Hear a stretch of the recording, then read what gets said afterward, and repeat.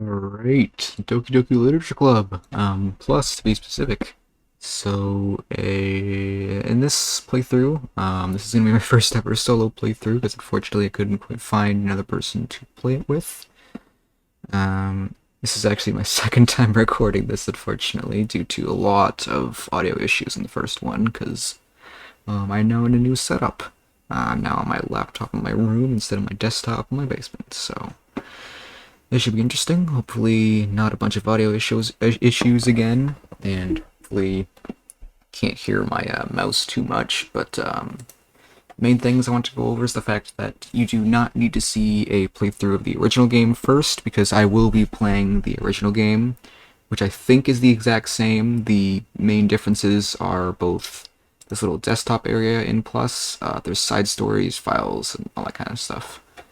So, I'm going to do just a playthrough of the original game, normally. I do know what happens because I've seen a playthrough before, but I think it still should be interesting for anyone who hasn't seen it, or maybe has and you just want to see me play through it.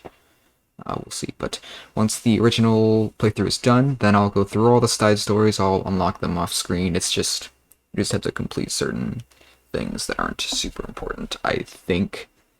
I could be wrong, but I don't think it's too important, but yeah, once the main playthrough is done, I'll go through all this stuff, and yeah. I'm gonna be doing voice acting for all the characters, and make sure to listen to this. There is a warning both on the Steam page and the start of this game. This game is absolutely not suitable for anyone who is easily disturbed, because there are some slightly dark topics in this playthrough, or this game in general. I don't know exactly how to explain it, but just keep that in mind. If you are easily disturbed, then I recommend you don't continue. But if that does not apply to you, then I hope you enjoy, and we'll keep going. Alright, we're back, and here we go. We're doing this. So, as I think I stated earlier, not 100% sure, I'm going to be doing voices for all the characters, or at least trying. We'll see how that goes. But, yeah, I hope you enjoy. Apologize in advance for all the errors I'm about to make while trying to read this, because I tend to read faster than I can actually talk. Which is a bit of a mistake, but I'm trying my best here, alright? Stick with me, I hope. Hey. See an annoying girl running toward me from the distance, waving her arms in the air like she's totally oblivious to any attention she might draw to herself. That girl is Sayori, my neighbor and good friend since we were children. You know, the kind of friend you'd never see yourself making today, but it just kind of works out, because you've known each other for so long. We used to walk to school together on days like this, but starting around high school, she would oversleep more and more frequently, and I would get tired of waiting up. If she's gonna chase after me like this, I almost feel better off running away. However, I just sighed, idle in front of the crosswalk, and let Sayori catch up to me. I overslept again. But I caught you this time. Maybe, but only because I decided to stop and wait for you. Or no, that's not right. Yeah, you said it like you were thinking about ignoring me. That's mean, friend T. Well, if people stare at you for acting weird, then I don't want them to think we're a couple or something. Fine, fine. But you did wait for me after all. I guess you don't have it in you to be mean even if you want to. Whatever you say, Sayori. We cross the street together and make our way to school. As we draw near, my voice acting gets worse and worse, and the streets also become increasingly speckled with other students making their daily commute. By the way, friend T, have you decided on a club to join yet? A club? I told you already, I'm really not interested in joining any clubs. I haven't been looking either. That's not true. You told me you would join a club this year. Did I? Sure, it's possible that I did. One of our many conversations where I dismissively go along with whatever she's going on about. Wow, this guy is a great friend, holy. As per the name. Sayori likes to worry a little too much about me when I'm perfectly content just getting by on the average while spending my free time on games and anime. Alright, relatable. Uh-huh. I was talking about how I'm worried that you won't learn how to socialize or have any skills before college. Your happiness is really important to me, you know. I know you're happy now, but I'd die at the thought of you becoming a NEET in a few years because you're not used to the real world. You trust me, right? Don't make me keep worrying about you. Alright, alright. Look at a few clubs if it makes you happy. No promises, though. Wow, okay. Will you at least promise me you'll try a little? Yeah, I guess I'll promise you that. Yay! Why do I let myself get lectured by such a carefree girl? Water. Water good. More than that, I'm surprised I even let myself relent to her. I guess seeing her worry so much about me just makes me want to ease her mind at least a little bit. Even if she does exaggerate everything inside of her head. You know what? I have an idea. I'm gonna reduce the text speed. So that maybe I don't, try and read it so fast. School day is as ordinary as ever, and it's over before I know it. A little bit more. After I pack up my things, I stare blankly at the wall, looking for an ounce of motivation. Okay, that actually helped a lot. Clubs. Sayori wants me to check out some clubs. I guess I have no choice but to start with the anime club. Hello? Sayori? Sayori must have come into the classroom while I was spacing out. I look around and realize I'm the only one left in the classroom. One more time. I thought I'd catch you coming out of the classroom, but I saw you just sitting here and spacing out, so I came in. Honestly, you're even worse than me sometimes. I'm impressed. You don't need to wait up for me if it's gonna make you late to your own club. Well, I thought you might need some encouragement, so I thought, you know... Know what? Well, that you could come to my club. Sayori. Yeah? There's no way I'm going to your club. Wow. Jeez. Meanie. Sayori is vice president of the literature club. A Doki literature club, perhaps? Not that I was ever aware that she had an interest in literature. In fact, I'm 99% sure she only did it because she thought it would be fun to help start a new club. Since she was the first one to show interest after the one who proposed the club, she inherited the title of vice president. That said, my interest in literature is guaranteed to be even less. Yeah, I'm going to the anime club. Come on, please. Why do you care so much anyway? Well, I kind of told the club yesterday I would bring in a new member. Oh, uh-oh. Uh-oh. And Natsuki made cupcakes and everything. Cupcakes, you say? Got me in. Don't make me promises you can't keep. I can't tell if Sayori is really that much of an airhead or if she's so cunning as to have planned all this out. I mean, cupcakes, so, you know. Let out a long sigh. Fine, I'll stop by for a cupcake, okay? Yes, let's go! And thus, today marks the day I sold my soul for a cupcake. I dejectedly follow Sayori across the school and upstairs, a section of the school I rarely visit. Sayori, full of energy, swings open the classroom door. Everyone, the new member is here! I told you, don't call me a new member. I glance around the room. Ooh, what voice should I give her? Welcome to the Literature Club. It's a pleasure meeting you. Sayori always says nice things about you. Seriously? You brought a boy? Way to kill the atmosphere. Ooh, Ah, friend T, what a nice surprise. Welcome to the club. All words escape me in this situation. This club is full of incredibly cute girls. Okay, dude, come on. I mean, you're right, but come on.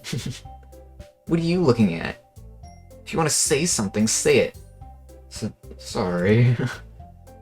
Natsuki. Girl with the sour attitude, whose name is apparently Natsuki, is the one I don't recognize. Her small figure makes her look like a first-year student. She's also the one who made cupcakes, according to Sayori. You can just ignore her when she gets moody. Sayori says that quietly into my ear, then turns back to the other girls. Anyway, this is Natsuki, always full of energy. And this is Yuri, the smartest in the club. Whoa, okay. Don't say things like that. Yuri, who appears comparatively more mature and timid, seems to have a hard time keeping up with people like Sayori and Natsuki. Ah, well, it's nice to meet both of you. And it sounds like you already know Monika, is that right? That's right. It's great to see you again, friend T. Monika smiles sweetly. We do know each other, well, we rarely talked, but we were in the same class last year. Monika was probably the most popular girl in class. Smart, beautiful, athletic. Basically completely out of my league. So have her smile at me so genuinely feels a little... You too, Monika. Come sit down, friend T. We made room for you at the table, so you can sit next to me or Monika. Do I get to choose? My first choice? I'll get the cupcakes. Hey, I made them. I'll get them. Sorry, I got a little too excited. Then how about I make some tea as well? The girls have a few desks arranged to form a table. As Sayori mentioned, it's been widened so that there is one space next to Monika and one space next to Sayori, as you can clearly see. Natsuki and Yuri walk over to the corner of the room where Natsuki grabs a wrapped tray and Yuri opens the closet. Still feeling awkward, I take a seat next to Sayori. Okay, never mind, I guess I don't get to choose. My bad. Natsuki proudly marches back to the table, tray in hand. Okay, are you ready? Ta-da! Come on. I want to see the cupcakes, man. Where are they? Please. I just want to see some more good art. Natsuki lifts the foil off the tray to reveal a dozen white fluffy cupcakes decorated to look like little cats. I wish I could see this. Whiskers are drawn with icing. Little pieces of chocolate were used to make ears. So cute. Water break? I had no idea you were so good at baking, Natsuki. Well, you know. Just hurry and take one. Sayori grabs one first, then Monika. I follow. It's delicious. Sayori talks with her mouth full. Oh, actually. It's delicious! There we go. Good enough. As already managed to get icing on her face. I turn the cupcake around in my fingers, looking for the best angle to take a bite. Dude, it's a cupcake. Come on. It all tastes the same, just take a bite. Natsuki is quiet. Can't help but notice her sneaking glances in my direction. Is she waiting for me to take a bite? Finally bite down. The icing is sweet and full of flavor. What if she made it herself? This is really good. Thank you, Natsuki. Why are you thanking me? It's not like haven't I heard this somewhere before? Common anime trope time. Made them for you or anything. I thought you technically did. Sayori said... Well, maybe. But not for you, you know, dummy. Alright. Yeah, common anime trope. 100. Give up on Natsuki's weird logic and dismiss the conversation. Yuri returns to the table carrying a tea set. Tea! That's me! She carefully places a teacup in front of each of us before setting down the teapot next to its cupcake tray. You keep a whole tea set in this classroom? Don't worry, the teachers gave us permission. After all, doesn't a hot cup of tea help you enjoy a good book? I guess. Don't let yourself get intimidated. Yuri's just trying to impress you. That's not... Insulted, Yuri looks away. I meant that, you know? I believe you. Well, tea and reading might not be a pastime for me, since it's incredibly weird and I would never do it. But I at least enjoy tea. I'm glad. Yuri faintly smiles to herself in relief. Monika raises an eyebrow, then smiles at me. So, what made you consider the literature club? I was afraid of this question. Something tells me I shouldn't tell Monika that I was practically dragged here by Sayori. Well, I haven't joined any clubs yet, and Sayori seemed pretty happy here, so, you know. That's okay, don't be embarrassed. We'll make sure you feel right at home, okay? As president of Literature Club, it's my duty to make the club fun and exciting for everyone. Okay. Monica, I'm surprised. How come you decided to start your own club?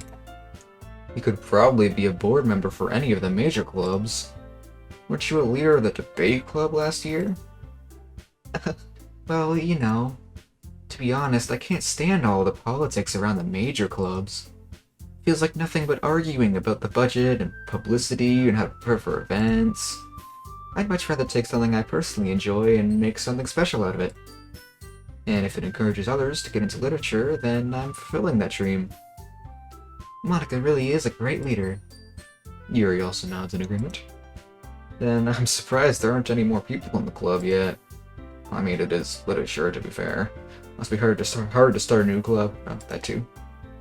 You could put it that way.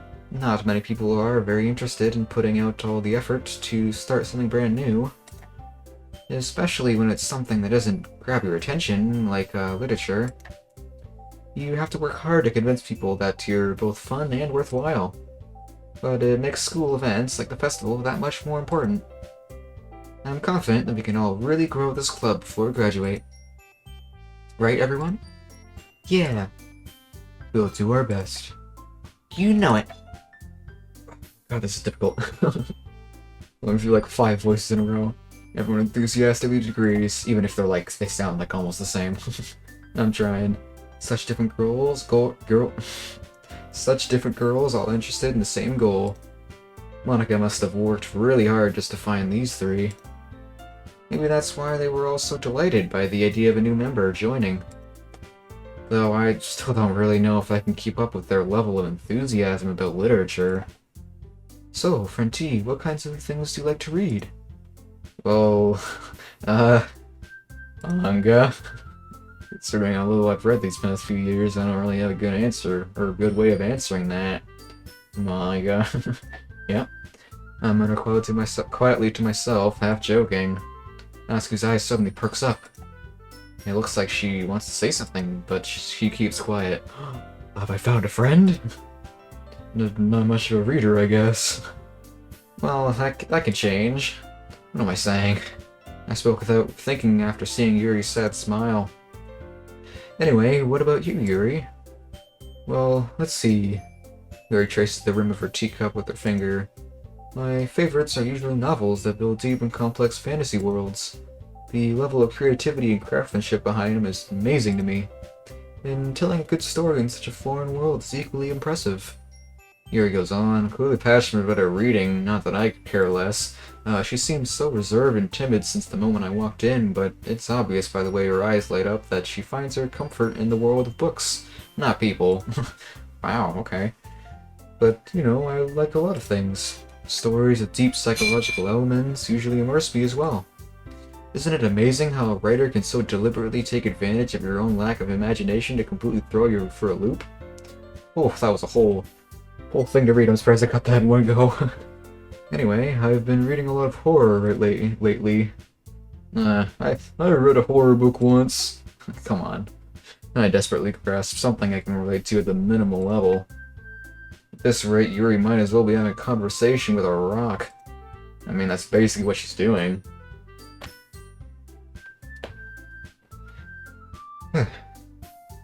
Really? I wouldn't have expected that, Yuri. For someone as gentle as you. I guess you could say that. But if a story makes me think or takes me to another world, then I really can't put it down. Surreal horror is often very successful at changing the way you look at the world, if only for a brief moment. Ugh, I hate horror. I never could have guessed. Oh, why's that? Simple-minded, are you?